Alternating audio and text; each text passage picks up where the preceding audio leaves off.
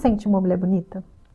Hoje, para começar esse nosso papo, eu quis fazer essa pergunta, porque tem muitas mulheres que chegam na fase da perimenopausa se sentindo menos bonita, ou seja, se sentindo mais feias.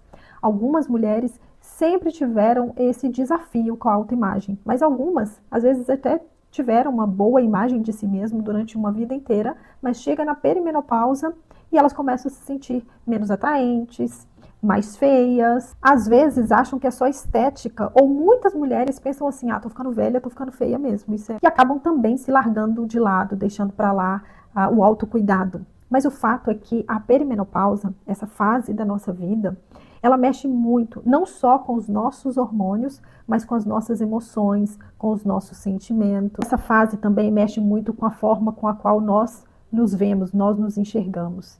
E muitas vezes não é falta de beleza, mas é cansaço, é sobrecarga e às vezes também é traumas e feridas antigas que acabam vindo à tona justamente nessa fase da nossa vida, a perimenopausa.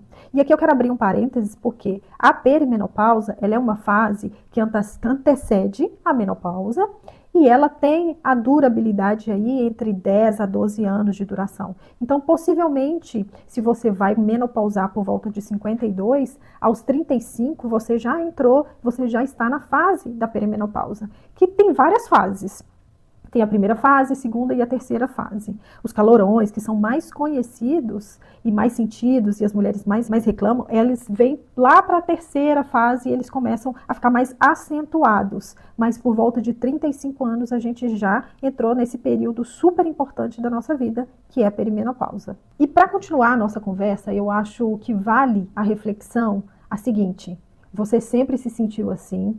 Ou você percebeu que esse sentimento começou a vir, começou a brotar agora, nessa fase da perimenopausa? Quero explorar nesse vídeo o porquê que isso acontece com a gente nessa fase da perimenopausa e como que a gente pode fazer para se sentir um pouco melhor em relação à nossa autoimagem. Fato é que não existe um único hormônio da beleza responsável por nos sentirmos mais belas ou por nos sentirmos bonita. Quando a gente entra na perimenopausa, a gente tem declínio de alguns hormônios. E esses hormônios influenciam, mesmo que indiretamente, nessa nossa percepção da nossa imagem. Um hormônio muito importante que tem um declínio na perimenopausa é o estrógeno. Falta de estrógeno, esse declínio, essa queda do estrógeno, ela é muito importante porque ele é responsável pela hidratação e elasticidade da nossa pele. Ele também é responsável por dar brilho e qualidade ao nosso cabelo, volumoso, bastante cabelo. Ele também ajuda na distribuição de gordura corporal. Ele faz alguns crescimentos de tecidos na nossa vida, né? Endométrio, ele é responsável pelo crescimento dos nossos seios. Então, essas curvas femininas que nos deixam mais afeminadas, é o estrógeno que é responsável. Também é responsável pela lubrificação vaginal. Ele é responsável pelos neurotransmissores ligados ao nosso bem-estar, que seria a serotonina e a dopamina. Então, quando esse hormônio, durante a perimenopausa, ele começa a oscilar e depois ele começa a cair mesmo, muitas mulheres relatam a sensação de olhar no espelho e não se reconhecerem mais, porque é lógico que essas mudanças físicas, elas começam a acontecer. E não só essas mudanças físicas, mas também oscilação de emoções, irritabilidade, né? Você começa a ficar mais irritada, porque, claro, tem uma queda aí da dopamina, da serotonina. A progesterona também influencia nesse bem-estar, porque a nossa progesterona, ela é responsável pela nossa calma, pela serenidade. Então, eles ficam bagunçados, eles ficam oscilando. Horas um fica muito alto, o outro fica muito baixo. Então, voltando aqui à falta de estrógeno, né, essa queda de estrógeno, a gente também sente a nossa pele mais seca. E vemos, né, essa mudança corporal, a gente começa a ver essa queda de estrutura mesmo física das nossas curvas, a nossa massa magra, que também vai diminuindo, queda de libido, e aí automaticamente a nossa autoconfiança, ela vai caindo junto com esses hormônios.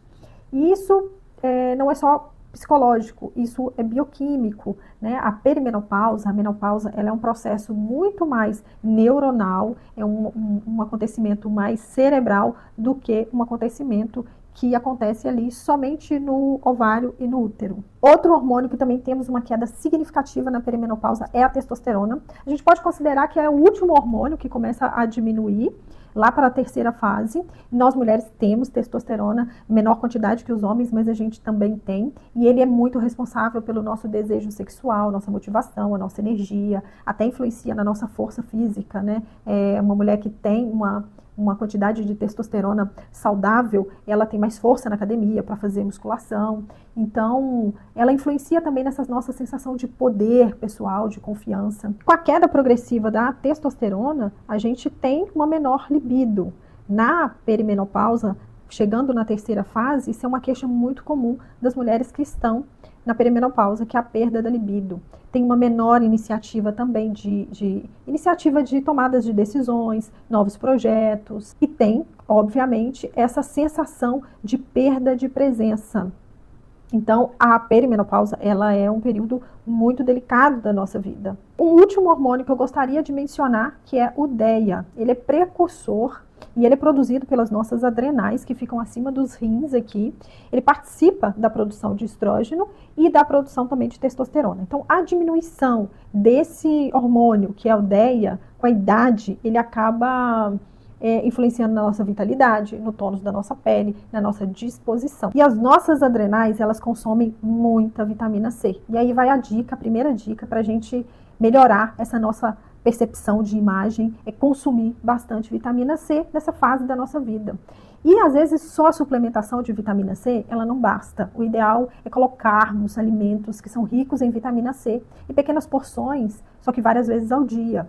E a gente tem a acerola, que é super rica em vitamina C. A gente tem a goiaba, o caju. Tem algumas frutas, né, que são mais fáceis de encontrar, outras nem tanto. Mas o fato é que a gente precisa de aumentar esse consumo de vitamina C para ajudar as nossas adrenais e ajudar automaticamente a nossa produção de estrógeno e testosterona nessa fase da perimenopausa. Então, essa primeira dica, outra dica que provavelmente todo mundo te fala, você vai no médico, a primeira coisa que ele pergunta é se você faz algum tipo de exercício físico, algum treino. Mas existe um treino específico e melhor para mulheres na perimenopausa, que é o treino de força, a musculação. Os treinos de HIIT ou os treinos que elevam muito cortisol, eles não são tão benéficos para a gente nessa fase da perimenopausa. Então, os melhores estímulos em termos de exercício físico para nós é o treino de força, que não vai despertar tanto o cortisol. O cortisol vai facilitar o ganho de gordura. Ao invés de você perder gordura e emagrecer com mais facilidade, você vai acumular mais gordura na barriga, no culote, porque o nosso corpo, ele é diferente do corpo masculino. E o nosso corpo, quando a gente coloca ele em exaustão e um nível muito alto de estresse, ele vai entender que a gente precisa de ser protegida. Ele vai entender que a gente está sobre ameaça. Então, ele vai começar a acumular gordura para a nossa proteção. Então, uma segunda dica maravilhosa para a gente é o treino de força e não o treino aeróbico. Uma outra dica muito simples, mas ainda assim entrar na reposição hormonal ou suplementação, seria o consumo de proteína diária, porque com a queda de estrógeno, a gente perde muito massa magra.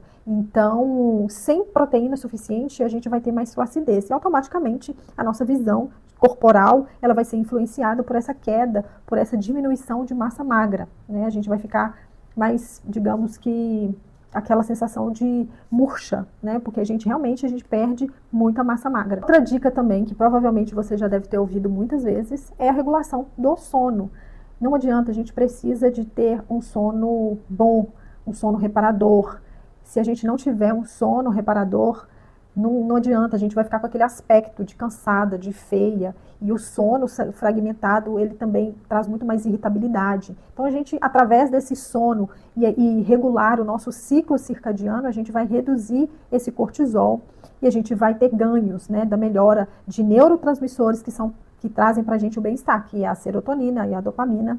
Então, o sono é essencial para nós nessa fase da perimenopausa. E a última dica, muito também importante, seria se expor à luz natural, à luz do sol, principalmente pela manhã, para a gente regular o nosso ciclo circadiano, melhorar o nosso humor, a nossa energia, a sincronização do nosso sistema hormonal E isso vai influenciar também na qualidade do nosso sono lá para a noite. Então, é uma intervenção muito simples, mas neurologicamente muito poderosa. Muitas vezes, a nossa beleza, ela não diminui, mas aumenta a nossa sobrecarga, o nosso cansaço, e isso acaba influenciando no nosso bem-estar, né? A perimenopausa, ela é uma transição hormonal sensível, mas ela não é um momento de você desistir de você.